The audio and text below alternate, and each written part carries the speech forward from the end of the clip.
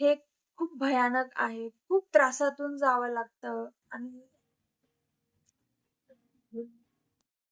नमस्कार सखींनो, मी प्रियांका पुन्हा एकदा तुमचं स्वागत करत आहे माझ्या YouTube चॅनेलवरती.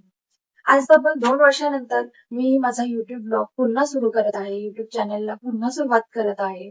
आय होप की तुम्ही जसं प्रेम अगोदर देत होता, तसंच आताही माझे ब्लॉग बघाल आणि त्यांनाही प्रतिसाद द्याल आणि मला सपोर्ट कराल. 2 वर्ष YouTube वरती न येण्याचं कारण म्हणजे ऍक्च्युली माझा युटेरस काढावा लागला. युटेरस सर्जरी झाली. मला फायब्रॉइड्स झाले होते आणि फायब्रॉइड्समुळे इतकं पेन होत होतं, ब्लिडिंग खूप जास्त प्रमाणात होत होतं, की ते सांगताही येऊ शकत नाही. आणि सर्जरी करेपर्यंत फायब्रॉइडचं प्रमाण खूप जास्त वाढलं होतं. आणि आपल्याला सहन करायची सवय इतकी लागलेली असते ना, की लास्ट स्टेज आली तरी आपल्याला समजत नाही, की काय झालं आपल्यासोबत. हा हे नेहमीच आहे, रोजच आहे, त्यात काय एवढं लक्ष द्यायचं. आणि माझंही असंच काही झालं. मी इग्नोर करत राहिले, की बाबा हा काही नाही, ब्लिडिंग होतं, काम जास्त झालं असेल, त्याच्यामुळे होत असेल, थांबेल स्वतःहून, डॉक्टरकडे जाऊन थोडं औषधं वगैरे घेतली. बस तेवढा परिणाम झाला थोडा पुरता. पण जसं जसं ते खूप जास्त होत गेलं, तोपर्यंत वेळ हातातून निघून गेली होती. आणि त्याच्यामुळे मग शेवट एकच उपाय राहिला, की युटेरस काढावं लागलं. बस मी तुम्हा सगळ्या सखींना एकच सांगेन, की तुम्ही तुमची काळजी स्वतःची स्वतः घ्या.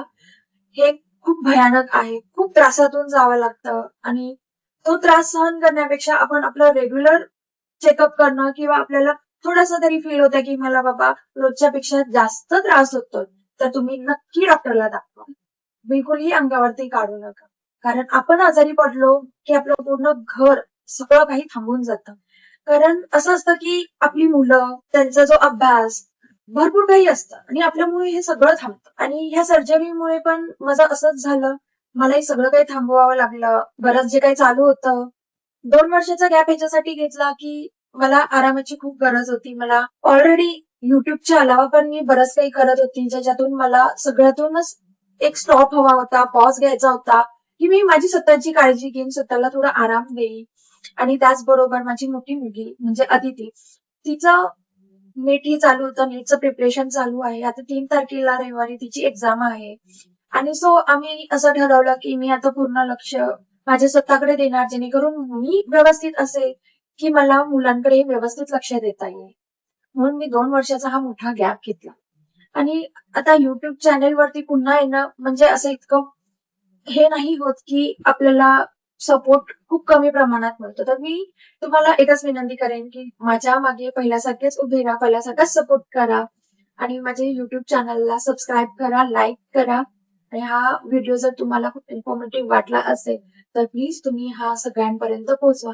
जेणेकरून ज्या महिला आपली काळजी घेत नाहीत, ज्या माझ्यासारखा हलगर्जीपणा करतात, ज्या आजचं उद्यावर ढकलतात, की नाही बाबा मी पहिला नाही, तर मीही शेवटी राहणार आणि बाकीचं जे काम आहे ते पहिलं राहणार. अशा पद्धतीत ज्या स्वतःला ठेवतात, त्यांना हा व्हिडिओ पोहोचू दे आणि त्यांना समजू दे, की आपल्याला शेवटी ठेवणं ह्याच्यामुळे आपल्याला काय त्रास सहन करावा लागतो. आणि तो त्रास असा नसतो, की आपल्याला 5 मिनिटाचा आहे. आयुष्यभरासाठी तो सहन करावा लागणार असतो. त्याच्यामुळे तुम्ही हा व्हिडिओ तुमच्या सगळ्या मैत्रिणींपर्यंत पोहोचवा, जेणेकरून त्यांनाही स्वतःची काळजी घेणं किती गरजेचं आहे हे समजेल. चला, आता इथून पुढे मी नेहमी ब्लॉग बनवायचा प्रयत्न करीन. वीकली तरी माझा ब्लॉग येत राहील आणि YouTube वरती शॉर्ट्स सुद्धा माझे येत राहतील. मला कमेंट करून नक्की सांगा, की तुम्हाला याबद्दल काय वाटतं? हे चुकीचं आहे की बरोबर आपली काळजी घेणं? आणि भेटूया पुन्हा नवीन एका ब्लॉगमध्ये. तोपर्यंत धन्यवाद.